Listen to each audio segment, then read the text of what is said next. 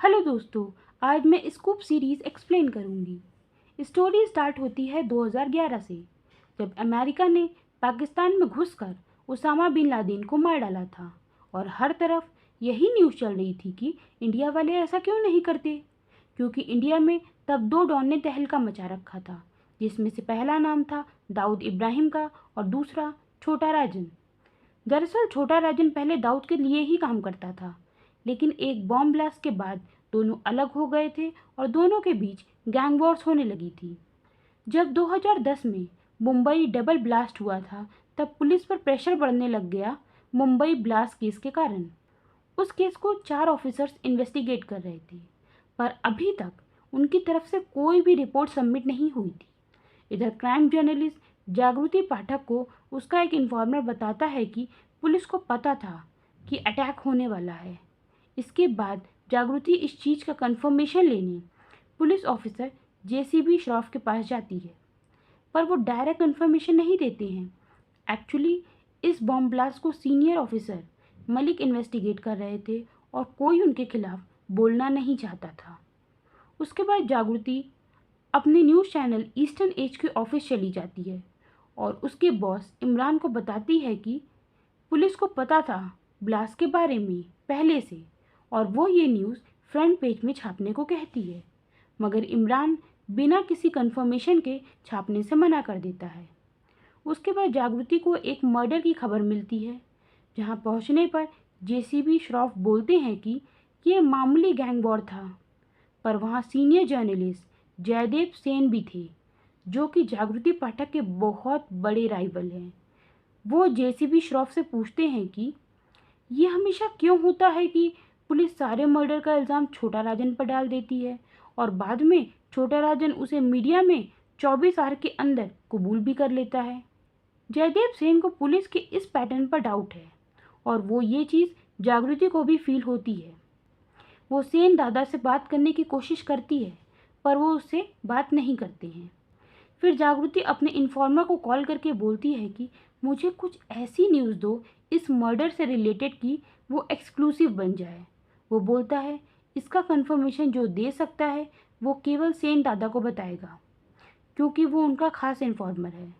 पर जागृति ये न्यूज़ सेन दादा से पहले छापना चाहती है, जिस कारण वो अपने इन्फॉर्मर से बोलती है कि उस आदमी से एक बार मेरी मीटिंग तो करवा दो। फिर जागृति घर चली जाती है, जहाँ रात में 12 बजे उसके पास मैसेज आता है कि शूटर्स पकड़े गए, जिस कारण जागृति न्यूज़ हेडलाइन चेंज करवाती है। दूसरे दिन केवल 2 न्यूज़पेपर में ये न्यूज़ आती है, जिसमें से एक जागृति की थी और दूसरी जयदेव सेन की। वहीं दूसरी तरफ लीना नाम की लेडी दिखाई जाती है, जो कि किसी दूसरे न्यूज़ की है। वो अपने स्टाफ पर चिल्लाती है कि उनके सोर्सेज जागृति की तरह क्यों नहीं हैं, उनके अखबार में ये खबर क्यों नहीं आई। अगले दिन छोटा राजन इस शूट आउट की भी जिम्मेदारी ले लेता है। ये देखकर जागृति अपने इन्फॉर्मर को फिर कॉल करती है और कहती है मुझे छोटा राजन का इंटरव्यू चाहिए। तब उसका इन्फॉर्मर उसे सैमसन भाई के बारे में बुलाता है। दरअसल सैमसन भाई छोटा राजन के खास आदमी में से एक है।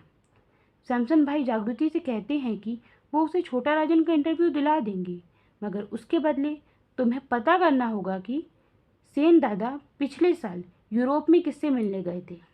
उसके बाद जागृति इंस्पेक्टर मलिक के ऑफिस जाती है, जहाँ उसे जर्नलिस्ट सेन दादा मिलते हैं। वो जागृति से बोलते हैं कि तुम जिस न्यूज़ के पीछा पड़ी हो उससे तुम्हें खतरा हो सकता है, इसलिए इससे दूर रहो। मगर उसे लगता है कि सेन दादा उसे धमकी दे रहे हैं। फिर जागृति इंस्पेक्टर मलिक से मिलती है ताकि वो बॉम्ब ब्लास्ट के कंफर्मेशन के लिए बात कर सके। इंस्पेक्टर मलिक बताते हैं कि 2 नहीं 4 ब्लास्ट की खबर मिली थी, पर वो सब अनऑफिशियल था। वो बोलते हैं मैं इसका कंफर्मेशन दे सकता हूँ, पर उसके बदले तुम्हें ये भी छापना होगा कि वो पुलिस पर प्राउड फील करती है कि पुलिस ने 4 में से 2 बॉम्ब डिफ्यूज़ कर दिए थे समय रहते। जागृति मान जाती है। अगले दिन जब जागृति अपने ऑफिस में थी, तब ऑफिस के लैंडलाइन पर उसे छोटा राजन का कॉल आता है, जिसमें छोटा राजन बोलते हैं कि सब लोग दाऊद को ही सपोर्ट करते हैं, वो अकेला पड़ गया है, पर वो कमज़ोर नहीं पड़ा है। आज भी इंडिया से बाहर रहकर इंडिया में वो कुछ भी करा सकता है। सेन उसके बारे में न्यूज़ में उल्टा सीधा लिखता है, जैसे कि वो बुढ़ा हो चुका है और ये सब। ये सारी न्यूज़ वो जागृति को देते हैं। तब जागृति बोलती है कि मैं ऐसा कुछ नहीं लिखूंगी। फ़ोन कट होने के बाद सब बहुत खुश हो जाते हैं, क्योंकि ये बहुत बड़ी न्यूज़ थी कि छोटा राजन ने जागृति को इंटरव्यू दिया था। अगले दिन जागृति फैमिली वेकेशन में कश्मीर चली जाती है और उसी दिन सेन दादा के ऑफिस जाते टाइम 2 लोग उनका मर्डर कर देते हैं। और यहाँ ख़त्म होता है एपिसोड 1। एपिसोड 2 स्टार्ट होता है। ये न्यूज़ आग की तरह फैल जाती है। पुलिस पर प्रेशर बढ़ने लगता है, क्योंकि जयदेव सेन टॉप के जर्नलिस्ट थे और रिपोर्टर्स भी प्रोटेस्ट करने लगते हैं। पर जागृति बहुत परेशान थी, क्योंकि ये बहुत बड़ी न्यूज़ थी और वो श्रीनगर में वेकेशन मना रही थी। वहाँ रहते रहते जागृति अपनी कलीग दीपा को बताती है कि कैसे क्या करना है और जल्द से जल्द मुंबई के लिए निकल लेती है। दूसरी तरफ न्यूज़ मिलती है कि एसीपी महानंदे ने सेन को धमकी दी थी। जागृति दीपा को महानंदे के पास भेजती है, ये कह के कि वो एसीपी महानंदे की साइड की स्टोरी लिखना चाहती है। पर जागृति सेल्फिशनेस में कहती है कि ये स्टोरी पर मेरा नाम है।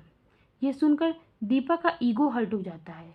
जेसीबी श्रॉफ बताते हैं कि शायद इसमें भी छोटा राजन का ही हाथ होगा, क्योंकि सेन ने उसके खिलाफ बहुत कुछ लिखा था। तब जागृति जेसीबी श्रॉफ से बोलती है कि इस तरह तो सेन ने दाऊद के खिलाफ भी लिखा था, इस तरह तो हम सब मर चुके होते। वहीं इमरान कोई भी न्यूज़ बिना कंफर्मेशन के छापने के लिए तैयार नहीं था। यहाँ ये पता चलता है कि सेन दादा ने अपना करियर इमरान के साथ शुरू किया था। इस कारण इमरान बहुत क्लोज मानता था सेन दादा को। उधर इमरान को पता चलता है कि पुलिस अब सब रिपोर्टर से पूछताछ करेगी। पूछताछ के दौरान एक रिपोर्टर से पता चलता है कि जागृति की सेन दादा से लड़ाई हुई थी एक इन्फॉर्मर को लेके। अब पुलिस को जागृति पर डाउट होने लगता है। उधर पुलिस कंफर्म कर देती है कि मर्डर छोटा राजन ने करवाया था। तब रिपोर्टर्स पूछते हैं कि क्या ये शूटर्स ने खुद को बुला है, लेकिन श्रॉफ के पास इसका कोई जवाब नहीं रहता। इसलिए सब इस केस को सीबीआई को देना चाहते हैं, पर पुलिस नहीं चाहती है ये, नहीं तो सब पुलिस को बेकार समझेंगे कि वो कोई केस सॉल्व नहीं कर पाती है। इन सब के बीच पुलिस ने सैमसन को पकड़ लिया था, गैंगस्टर को सेम प्रोवाइड करने के कारण। जागृति जेसीबी श्रॉफ के पास कंफर्मेशन के लिए जाती है, पर बदले में श्रॉफ केवल फ्लर्ट करता है। मगर दीपा को एक दूसरे ऑफिसर देवराज से कंफर्मेशन मिल जाती है। फिर देवराज को एक ऑडियो मिल जाता है, जिससे पता चलता है कि जागृति ने ही छोटा राजन को भड़काया था और सेन की सारी न्यूज़ दी थी, जिसके बदले उसे छोटा राजन का इंटरव्यू मिला था। और यहाँ एपिसोड 2 ख़त्म हो जाता है। एपिसोड 3 स्टार्ट होता है। अब हर तरफ बस एक ही न्यूज़ थी कि सेन के मर्डर में किसी फीमेल क्राइम रिपोर्टर का हाथ है। पब्लिकली कोई नाम नहीं आया था, पर अंदर ही अंदर सबको पता चल गया था कि वो फीमेल रिपोर्टर और कोई नहीं बल्कि जागृति ही है। अब जागृति का कॉल ना कोई इन्फॉर्मर उठा रहा था, ना ही कोई पुलिस वाला। उसे समझ नहीं आ रहा था कि सब ऐसे क्यों बिहेव कर रहे हैं। यहाँ तक कि उस फीमेल रिपोर्टर की तलाश खुद जागृति भी कर रही थी। लीना इमरान को कॉल करके बताती है कि वो फीमेल रिपोर्टर जागृति है। लीना खुद भी जानती थी कि इसमें जागृति का हाथ नहीं है, फिर भी पुलिस न जाने क्यों जागृति को इन सब में घसीट रही है। उधर सेन की जॉब जागृति को ऑफर होती है, पर जब वो इंटरव्यू के लिए जाती है तो उसे मना कर दिया जाता है, क्योंकि उन्हें भी पता चल गया था कि छोटा राजन के केस में जागृति का नाम शामिल है। वहीं दीपा को देवराज से क्लूज़ मिल जाते हैं, जिसके बाद उसे पता चल जाता है कि इसमें जागृति है और वो इस न्यूज़ पर पूरा एक आर्टिकल तैयार कर लेती है। दूसरी तरफ अपने डिवोर्स के लिए जागृति अहमदाबाद जाती है, जहां उसका बॉयफ्रेंड भी है और उन दोनों के बीच सेक्स होता है। फिर जब वो मुंबई वापस आती है तो उसे क्राइम ब्रांच बुलाया जाता है, जहां उससे लंबी पूछताछ चलती है, जिसमें उन्होंने पूछा था कि छोटा राजन ने केवल तुम्हें ही इंटरव्यू क्यों दिया, जिसके बदले उसने बोला था कि 7 साल से इतना कनेक्शन तो बनाया ही है कि कम से कम एक इंटरव्यू अरेंज कर सकूं। पुलिस को पता चल चुका था कि सैमसन भाई ने ही इनका इंटरव्यू कराया था, सेन की यूरोप ट्रिप के इन्फॉर्मेशन के बदले। इंटरोगेशन के 2 महीने बाद जागृति का नाम न्यूज़ में आ जाता है। न्यूज़ में जागृति का नाम दीपा की वजह से ही आया था। उसी ने ये ब्रेकिंग न्यूज़ लीना के चैनल पर दी थी। जब इमरान ने छापने से मना कर दिया था और अगले दिन जागृति को पुलिस अरेस्ट कर लेती है और यहाँ ख़त्म होता है हमारा पार्ट 1। पार्ट 2 जो कि फाइनल पार्ट होगा इस सीरीज़ का, मैं जल्द अपलोड करूँगी। तब तक के लिए आप इस चैनल को सब्सक्राइब करें। वीडियो अच्छा लगा हो तो लाइक करना ना भूलें। Thanks for watching. Bye bye.